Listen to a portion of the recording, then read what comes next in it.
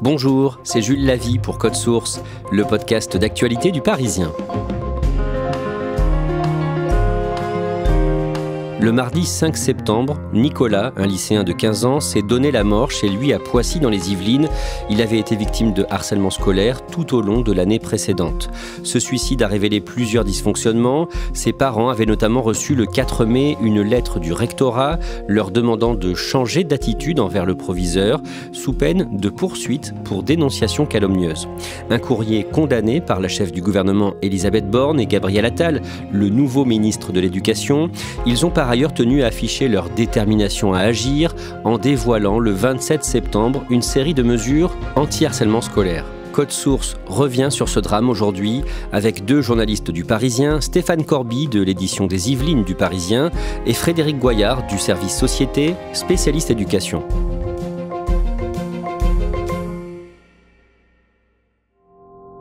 Le 9 juin, Frédéric Goyard, nous avons parlé dans Code Source d'une ado de 13 ans, victime de harcèlement, qui s'est suicidée le 12 mai.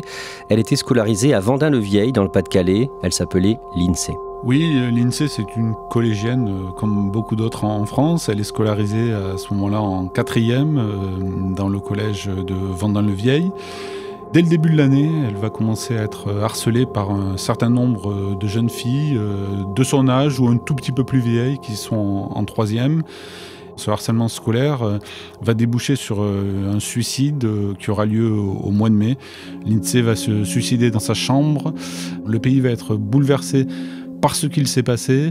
La maman de Lindsay va même être reçue au ministère de l'Éducation nationale et puis aussi à l'Élysée par Brigitte Macron. Et on sent à ce moment-là qu'il y a une véritable prise de conscience relative au harcèlement scolaire. Le mardi 5 septembre, à Poissy, dans les Yvelines, un ado de 15 ans se suicide dans sa chambre. Lui aussi a été victime de harcèlement dans son établissement scolaire. Stéphane Corby, 2 jours plus tard, le matin du jeudi 7 septembre, vous êtes devant les grilles de son ancien établissement où les élèves sont sous le choc. Vous parlez notamment à l'un de ses amis les plus proches, Kylian, 14 ans. Qu'est-ce qu'il vous dit ? Kylian, il se présente face à nous, je suis avec d'autres journalistes et en fait il s'approche de la grille, il est bientôt 10h, c'est l'heure de la récréation. Il accroche un mot à la grille, il a écrit sur ce mot « Merci Nicolas, pour toutes ces années où tu étais mon meilleur ami, tu étais comme un frère pour moi, tu vas beaucoup nous manquer ». Kylian nous explique qu'il le voit tout le temps mais que depuis cet été il a plus beaucoup de nouvelles de lui. Il nous dit que son dernier message remonte au 12 août. Il nous montre les messages sur son téléphone et il nous explique qu'il était au courant que Nicolas était victime de harcèlement. Il vous dit aussi que Nicolas a essayé de le joindre le lundi de la rentrée, le lundi 4 septembre. Effectivement, la veille du drame, il dit recevoir un coup de fil de son ami. Malheureusement, il ne peut pas décrocher. Alors il s'en veut et surtout il se dit qu'il a essayé de le joindre. Enfin, il nous raconte qu'il a essayé de le joindre après 4 fois, 5 fois. Et évidemment, son ami ne répondait plus. Avant d'en venir aux nombreuses réactions qui ont suivi ce nouveau drame et aux mesures pour lutter contre le harcèlement annoncées par le gouvernement, on va refaire la chronologie des événements des derniers mois de la vie de Nicolas, avec les éléments qui ont été donnés par différentes sources, dont ses parents, après sa mort. Stéphane Corby, on commence ce récit à la rentrée scolaire 2022-2023, en septembre. Qui est Nicolas ? Qu'est-ce qu'on sait de lui ? Alors Nicolas, c'est le fils de Béatrice et Fred. Ils sont divorcés et depuis le divorce de ses parents, son papa, lui, est parti vivre à La Réunion et donc il vit seul dans l'appartement de sa maman sur les hauteurs de Poissy, une ville de 30 000 habitants de l'Ouest parisien. Son père nous dit que l'ado, il est passionné de Formule 1, de football. D'ailleurs, sous les fenêtres de l'appartement de sa maman, il y a un terrain de foot parce que Nicolas aime la Formule 1, il aime aussi beaucoup le foot. C'est son père qui nous l'explique, ça. Et il joue sur ce terrain vague avec ses amis. Voilà, ça fait partie de ses passions, en plus de la Formule 1. Pour cette année 2022-2023, il est scolarisé au lycée où vous étiez, le lycée Adrienne Bolland de Poissy. Effectivement, c'est un lycée polyvalent. Il y a 730 élèves recensés à cette rentrée. Et lui, Nicolas, il veut devenir électricien. C'est un rêve de gosse. Vraiment, son papa nous l'a expliqué. Il est à droite de ses mains. Il rêve de devenir électricien. Le vendredi 30 septembre 2022, Frédéric Goyard, Nicolas est pris à partie par d'autres élèves. Ce jour-là, dans la cour de récréation, Nicolas est pris à partie par 2 camarades. Il va se faire insulter, il va y avoir des brimades, des vexations. Son professeur principal sera averti, mais aucune mesure ne sera prise puisque à ce moment-là, on était sur le temps périscolaire et donc le personnel de l'éducation nationale n'était pas responsable à ce moment-là des élèves. Le harcèlement va se poursuivre dans les semaines, les mois qui suivent. Que disent ces harceleurs à Nicolas ? T'es nul, tu es moche, personne ne t'aime, on se moque de sa mère. Donc voilà, ce sont ce type d'insultes répétées qui font que nous sommes dans un cadre de harcèlement scolaire. Ses parents sont alertés. Dès le mois de décembre, il y a eu un signalement qui est fait relatif à ce harcèlement scolaire subi par Nicolas. Au mois de février, Frédéric Goyard, Nicolas tente de mettre fin à ses jours. À ce moment-là, son papa raconte qu'il est maussade, qu'il n'a plus goût à rien, qu'il n'a plus envie de se battre. Il raconte même que Nicolas, à ce moment-là, dormait avec un couteau et qu'il disait à sa mère qu'il voulait être enterré à Poissy. Le harcèlement continue. Le 10 mars, ses parents sont reçus par le proviseur de l'établissement. Oui, les parents de Nicolas vont être reçus dans le bureau du proviseur et pour eux, ce jour-là, c'est la désillusion. Ils ont vraiment le sentiment de ne pas être écoutés par le proviseur et qui remet même en cause ce qu'ils avancent. C'est-à-dire que pour le proviseur, ils n'ont pas d'arguments significatifs qui décriraient le harcèlement subi par Nicolas. Le 22 mars, les parents de Nicolas alertent un service de lutte contre le harcèlement scolaire qui dépend du ministère de l'Éducation nationale. Oui, parce que dans chaque département, il y a une antenne, on va dire, du ministère de l'Éducation nationale vers laquelle les parents dont les enfants sont victimes de harcèlement peuvent se tourner. Donc ce jour-là, les parents de Nicolas vont alerter ce service qui, bien sûr, va faire remonter l'information auprès du rectorat. À cette période, Frédéric Goyard, Nicolas est en contact avec des policiers municipaux dans le cadre d'un programme de réussite éducative. Oui, ce sont les programmes qui sont menés dans plusieurs établissements scolaires et à ce moment-là, les élèves peuvent rencontrer des éducateurs, une assistante sociale par exemple, ou également des policiers municipaux. Et ce jour-là, Nicolas va se confier à des policiers municipaux qui vont lui conseiller de déposer une main courante au commissariat de Poissy, ce qui sera fait quelques jours plus tard auprès de cette institution. L'adolescent est reçu plusieurs fois par une CPE, une conseillère principale d'éducation de l'établissement. Il aurait été reçu au moins 5 fois par une conseillère principale d'éducation du lycée. Donc ce qui tend à démontrer qu'à ce moment-là, l'affaire était prise au sérieux et en tout cas que Nicolas était écouté par les membres de la communauté éducative. Les parents trouvent que le proviseur tarde à réagir et donc ils décident d'écrire une lettre le 18 avril. Ils se demandent pourquoi ils n'ont pas reçu de réponse, quelles mesures ont été prises pour protéger leur fils. Donc, ils écrivent au proviseur de l'établissement. Ils lui disent aussi « Allons-nous déposer plainte et vous considérer comme responsable si une catastrophe devait arriver à notre fils ?» Il leur répond 2 jours plus tard en envoyant une lettre en recommandé.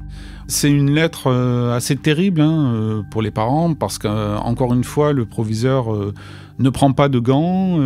Il va leur dire que lorsqu'ils sont venus le rencontrer, encore une fois, il n'avait pas vraiment de preuves tangibles du harcèlement subi par Nicolas. Donc c'est une lettre qui fait mal aux parents de Nicolas. Dans un deuxième temps, dans cette lettre, il parle des mesures d'accompagnement qui vont être mises en place sous 15 jours. La famille répond au proviseur une nouvelle lettre, la famille qui se dit exaspérée par, je cite, l'agressivité du proviseur et son manque d'implication dans ce cas de harcèlement. Frédéric Goyard, le 4 mai, les parents de Nicolas reçoivent une lettre du rectorat de Versailles, le rectorat qui chapeaute tous les établissements de l'académie. Oui, c'est une lettre signée par le directeur des ressources humaines de l'Académie du rectorat de Versailles. Il écrit pour la rectrice de l'Académie, donc c'est quand même une lettre signée par quelqu'un de très important, la personne qui chapeaute l'Académie. Et en gros, ce que cette lettre dit, c'est que les propos qu'ont tenus les parents auprès du proviseur sont inacceptables. La lettre parle aussi de supposé harcèlement, ce qui remet en cause effectivement le fait que Nicolas ait pu subir un harcèlement. Et puis surtout, les parents sont menacés d'un dépôt de plainte pour dénonciation calomnieuse. Nicolas, est-ce que l'on sait comment il prend ça ? Très très mal. Sa maman dira même plus tard qu'il n'a plus été le même après cette lettre. À ce moment-là, il ne croit plus que la justice peut le défendre et encore moins la communauté éducative. Son papa dira même qu'après ça, il va sombrer tout doucement. Concrètement, est-ce que des mesures sont prises pour faire cesser le harcèlement ? Les harceleurs de leur fils vont être convoqués par la conseillère principale d'éducation de l'établissement le 15 mars. L'enquête administrative le démontrera peut-être, mais aucune sanction n'a été prise contre ces deux élèves. Par contre, ce qui est acté, c'est que Nicolas va changer d'établissement. Il va, de son propre chef, semble-t-il, intégrer un lycée, mais non plus en banlieue parisienne, mais à Paris, dans le 3e arrondissement. Le mardi 5 septembre, juste après sa rentrée, Nicolas se donne la mort dans sa chambre. Ce drame fait la une de l'actualité dès le lendemain, le mercredi. Un garçon de 15 ans s'est suicidé dans sa chambre hier soir à Poissy, dans les Yvelines. Ce drame à Poissy, où un adolescent de 15 ans s'est suicidé. Il est aux alentours de 19h hier lorsque la maman découvre son fils inanimé. L'adolescent de 15 ans s'est pendu dans sa chambre. Et ce jour-là, le gouvernement tient à montrer qu'il est aux côtés de la famille de l'enfant. Oui, cela tranche singulièrement avec l'attitude du gouvernement après le suicide de l'INSEE quelques mois plus tôt, puisque là, les pouvoirs publics avaient mis plusieurs jours à réagir. Là, dès qu'on apprend la mort de Nicolas, Gabriel Attal, le nouveau ministre de l'Éducation, va s'entretenir avec sa maman au téléphone, et puis il va tenir une conférence de presse improvisée sur le perron du ministère de l'Éducation nationale. Hier soir, un jeune garçon de 15 ans s'est donné la mort. J'ai échangé dès aujourd'hui avec sa mère, à qui j'ai exprimé tout mon soutien. À ce moment-là, il a des mots très forts, bien sûr. Il va dire que c'est un drame qui nous endeuille tous, que nous n'avons pas été collectivement à la hauteur. Il annonce surtout qu'une enquête administrative est ouverte, en plus de l'enquête judiciaire qui a été également ouverte, mais là, par le parquet de Versailles. Une enquête est en cours pour déterminer les circonstances qui l'ont conduit à se donner la mort, et ce n'est pas au ministre que je suis de commenter cette enquête ou d'en révéler les conclusions avant qu'elles aient eu lieu. Stéphane Corby, le jeudi 7 septembre, l'épouse du président, Brigitte Macron, vient rencontrer la mère de Nicolas à Poissy, à la mairie de Poissy, et elle est avec le ministre de l'Éducation, Gabriel Attal. La femme du chef de l'État est une enseignante et elle connaît les sujets du harcèlement scolaire, donc elle arrive, il est à peu près 16h, elle arrive sur le perron et elle va monter immédiatement au premier étage dans le bureau de Madame la maire Sandrine Dos Santos, et pendant 1h30, Brigitte Macron va écouter, entendre Béatrice, la maman de Nicolas. Elle est elle-même mère de famille, elle essaye de lui apporter son soutien. C'est évidemment très très difficile dans ces circonstances. Nous, on est avec quelques journalistes sur le perron et il sortira l'air grave comme Gabriel Attal, et ils vont quitter donc au bout d'1h30 la maman de Nicolas. Le samedi 16 septembre, la chaîne d'info BFM TV dévoile la lettre menaçante que les parents de Nicolas ont reçue du rectorat de Versailles. À la une de l'actualité ce matin, la réponse hallucinante du rectorat de Versailles à des parents en détresse. Leur fils Nicolas, 15 ans, s'est suicidé au lendemain de la rentrée scolaire. Au printemps, ils avaient signalé des faits de harcèlement.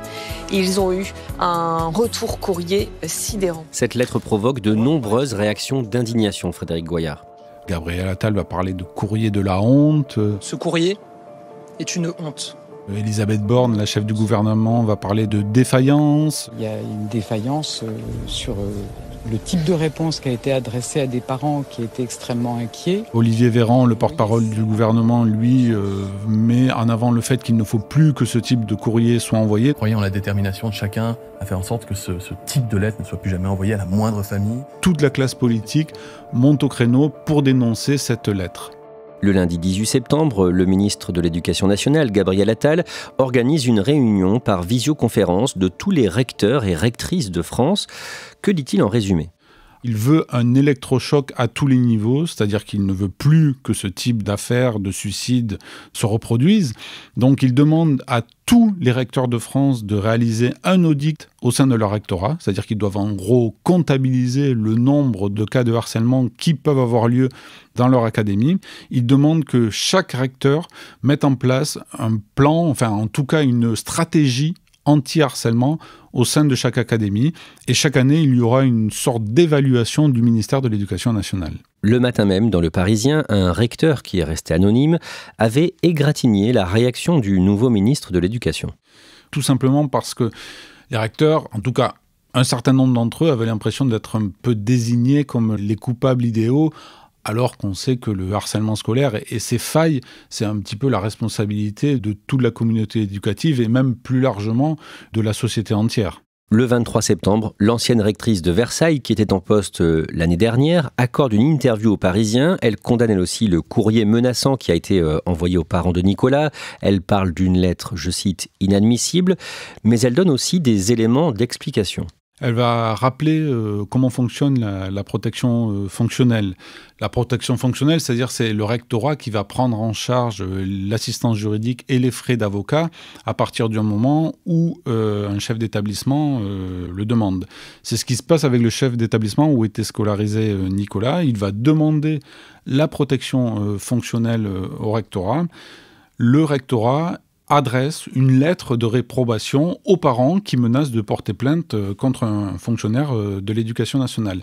Ce que rappelle aussi Charline Avenel à ce moment-là, c'est qu'on est dans le rectorat où Samuel Paty, le professeur d'histoire-géographie, a été assassiné en 2020.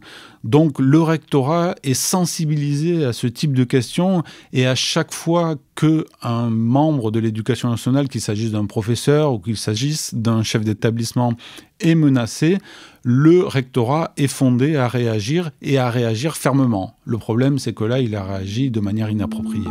2 jours plus tard, le 25 septembre, on apprend que 55 lettres du même type ont été envoyées par le rectorat de Versailles pendant l'année scolaire 2022-2023. Le plan destiné à lutter contre le harcèlement scolaire promis par le ministre Gabriel Attal est annoncé par Elisabeth Borne de Matignon le mercredi 27 septembre. Alors avant de vous présenter notre plan global de lutte contre le harcèlement, je voulais commencer par adresser un mot à toutes les jeunes victimes. Vous n'êtes pas responsables. Parmi les principales mesures, il y a d'abord la création d'un numéro de téléphone unique de signalement, le 3018. Pour que la parole se libère et que chacun sache vers qui se tourner, je vous annonce que nous allons faire du 3018 le numéro unique de signalement accompagné d'une application. Jusqu'ici, il y avait 2 numéros. Il y avait le 3018 qui était là pour lutter contre le cyberharcèlement, c'est-à-dire tout ce qui se passe sur le numérique. Et puis après, il y avait aussi le 3020, où là, vous pouviez, si vous étiez parent, élève ou autre, dénoncer des faits de harcèlement scolaire. Donc en fait, ils décident de fondre ces 2 numéros en un seul numéro, qui sera le 3018. Finalement, les jeunes avaient du mal à s'y retrouver. Quand on demandait aux jeunes quel est le numéro pour dénoncer des faits de harcèlement scolaire, eh bien, ils s'en mêlaient un petit peu les pinceaux entre ces 2 numéros et ils n'étaient jamais capables de vous dire si c'était le 3018 ou le 3020. Autre mesure, une grille d'auto-évaluation, un questionnaire qui sera proposé à tous les élèves du CE2 à la 3e avec l'objectif de détecter des cas de harcèlement. 2 heures de sensibilisation dans toutes les classes, chaque année le 9 novembre, journée nationale de lutte contre le harcèlement. On peut citer également la formation de tous les personnels de l'éducation nationale ou encore la confiscation des téléphones portables des harceleurs. Frédéric Goyard, ce plan prévoit aussi des cours d'empathie. De quoi il s'agit ? En fait, c'est une technique qui est venue du Danemark. Le Danemark a mis en place ces cours de sensibilisation auprès des élèves. C'est-à-dire qu'on va expliquer à l'élève ce que va ressentir un élève harcelé et on va essayer de libérer la parole là-dessus. Et grâce à cette technique que l'on peut faire avec des petits jeux de cartes ou avec des jeux de rôle, si vous voulez. Le Danemark a réussi à faire chuter de manière très très significative, alors que ce n'était pas un bon élève il y a quelques années, le fléau du harcèlement scolaire. Frédéric Goyard, malgré le volontarisme affiché par le gouvernement aujourd'hui, il semble peu probable que ce plan suffise à enrayer le fléau du harcèlement scolaire. Il y a quelques jours, Gabriel Attal, le ministre de l'Éducation, a expliqué qu'on était face à un tsunami de signalements. C'est-à-dire que les chiffres, rendez-vous compte, par rapport à l'année dernière, en 2022, en septembre, les signalements de harcèlement scolaire ont triplé. La formation des personnels qui a été annoncée par le ministère de l'Éducation nationale ne terminera qu'en 2027, c'est-à-dire dans 4 ans. Et puis après, il y a aussi la question qui se pose par rapport à la mise en œuvre de certains dispositifs, comme par exemple la confiscation des téléphones portables dès lors qu'une enquête est ouverte. Il y a également le bannissement des réseaux sociaux, qui normalement doit être voté dans la prochaine loi sur le numérique. Est-ce que les plateformes comme Facebook, comme TikTok, accepteront et feront en sorte de bannir les harceleurs? Ça, c'est des questions qui restent en suspens.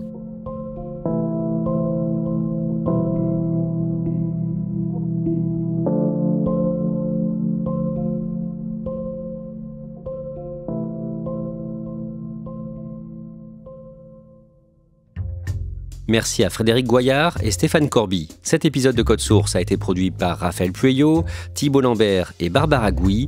Réalisation, Julien Moncouquiol. Code Source est le podcast quotidien d'actualité du Parisien. Un nouvel épisode chaque soir de la semaine, du lundi au vendredi. N'oubliez pas de vous abonner sur une application audio pour nous retrouver facilement. Vous pouvez nous écrire codesource@leparisien.fr. Et puis si vous aimez Code Source, n'hésitez pas à aller écouter le second podcast du Parisien, Crime Story, un podcast consacré aux faits divers, une grande affaire criminelle, chaque samedi dans Crime Story.